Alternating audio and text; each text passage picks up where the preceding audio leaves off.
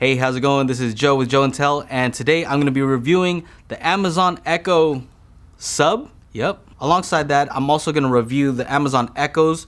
These are the newer versions. Together, they make a wireless 2.1 system. I've reviewed the HomePod before, and a lot of people have asked me to review something else that's similar with the smart assistant capabilities, so let's see how this does. Now, I know I said that this is a wireless setup, but unless it's battery powered, there's nothing that's truly wireless. So these still need to be plugged into the power. So you're gonna have 3 wires, all power cables. One for this, and another one for this one. Now keep in mind that they also do have a newer Echo Plus, which is slightly bigger, and they say that it has...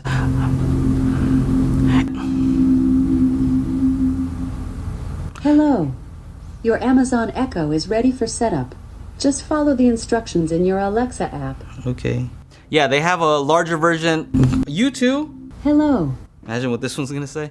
Yeah, they do have a larger Echo Plus, which they say has better sound quality, according to the people at Amazon. And I would assume so because they are larger. Let's see how these do first. The reason I picked this setup is because as of right now, this whole setup is under 250 bucks. I think they hit a good price point at 249 with this setup. Let me read the instructions. Plug in Echo, got it. Download the Alexa app, got it. I'm gonna get my app set up and let's see how easy this is to set up. Okay. So Alexa app, opening. I hope they made this app a little bit faster. It was kind of slow. Add new devices. Okay. Add a device.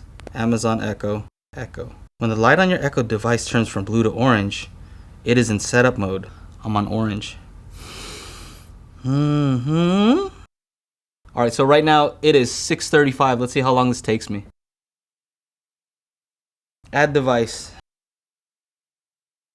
Alright, so I went to manual setup instead. You've connected to your Echo. Go ahead and finish the setup in your Alexa app. This is supposed to be easier than plugging in wires? I used to do IT for 10 years, so I kind of know what I'm doing here. And this is not the simplest setup in the world. Error registering your device. Okay, I'm online finally. 6:35, so that took me about 8 minutes to set up the first one. Let's see if the second one's easier. Searching for devices. So if it doesn't find it within I'll give it 15 seconds. Yeah, if it doesn't find it, I'm gonna just do it manually like I just did.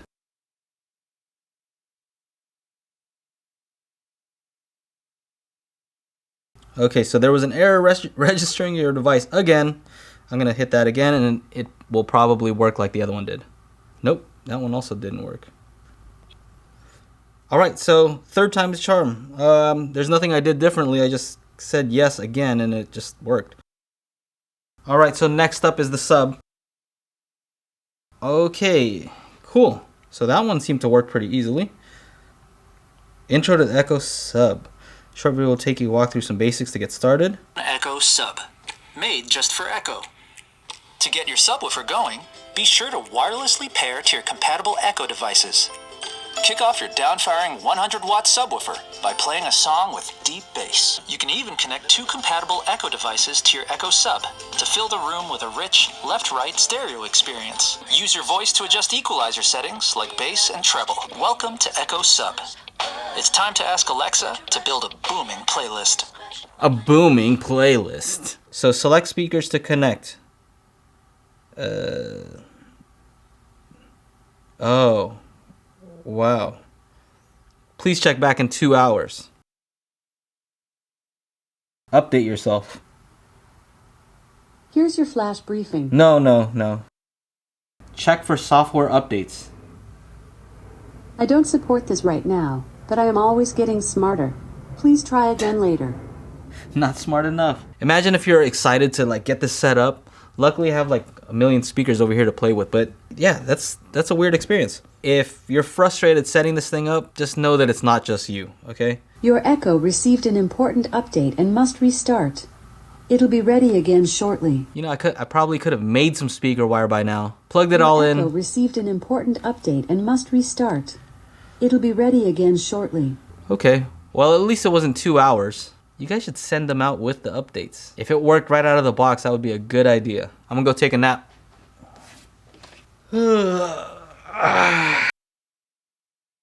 Alright, so in the amount of time that it took for this to get set up, I was able to put a base on the Pioneer towers and plug them in. This one's still trying to connect. Okay, may take a minute or two. Right, so, okay, cool. Left, right, cool. Done. Sorry, I'm not sure. What aren't you sure about? I didn't ask you anything. Play music.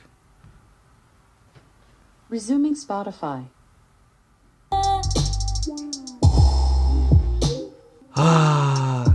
It is now 7:08.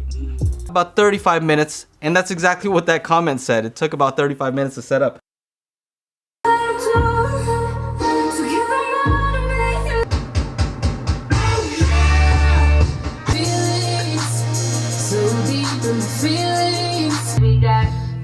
You want to sit here and like play some music that you know? That you've been listening to? Because I let you borrow the Fluence, right? Yeah. So you know how those sound. Those are $199. So baby, tell me what you know. Alright. I'd go with the Fluence. It's okay. I mean, it's not horrible, but for the price point, you could get the Fluence, and I would much rather listen to just those without an extra sub than these. I mean, you gotta tell it as it is. Yeah. Sound quality's gotta go up. If you're making a speaker, You know what I gotta mean? make a speaker. For all this setup that I just did, it's gotta sound better than that. You know what it sounds like? It sounds like your JBL Charge. Yeah. Alright, so I just got back from listening to these. I had them hooked up. And I was gonna do some measurement tests and some frequency response graphs and maybe some sound demos, but I don't think I'm gonna do that just because I've come to a conclusion that these aren't really up to par with my expectations.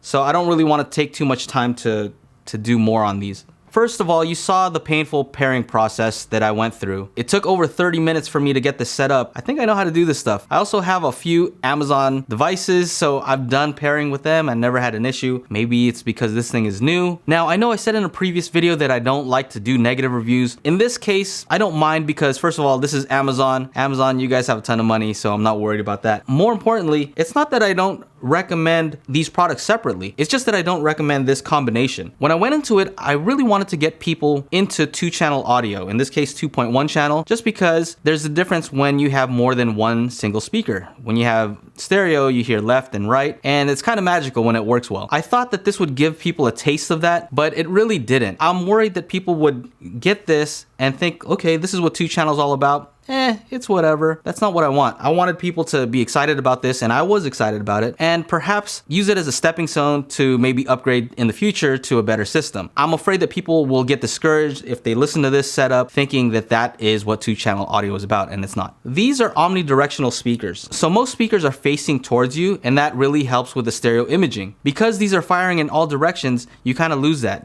They sound, dare I say, echoey. And the reason is if you have these anywhere near a wall, you have some sound going towards you, some going off to the sides and bouncing off the walls, and then some going to the back, bouncing off that wall, and then coming back towards you. And that's what causes that reverberation. That's the main thing I was really disappointed with, was that it didn't give a good stereo image. It was pretty bad. Stuff that was extreme left or extreme right, yeah, you could hear that. But as far as the person being in the middle, it sounded very faint. It's very hard to describe. With speakers that are decent, you can tell that a singer is, let's say, right in the middle or maybe slightly off to the left. With this, they kind of just sounded like a blur. You couldn't really tell where they were. And because of that, I would say, you know what, skip trying to make this a 2.1 channel setup. Maybe get the Echo Plus, which is the bigger version of this. Get one of those. Get one of these if you want more bass, and I think that's fine. But don't expect stereo sound. It's better suited as a smart assistant that you would put somewhere maybe in the living room, in the kitchen, where you can walk around and it sounds good everywhere. So that's the advantage of this. It does sound good all around,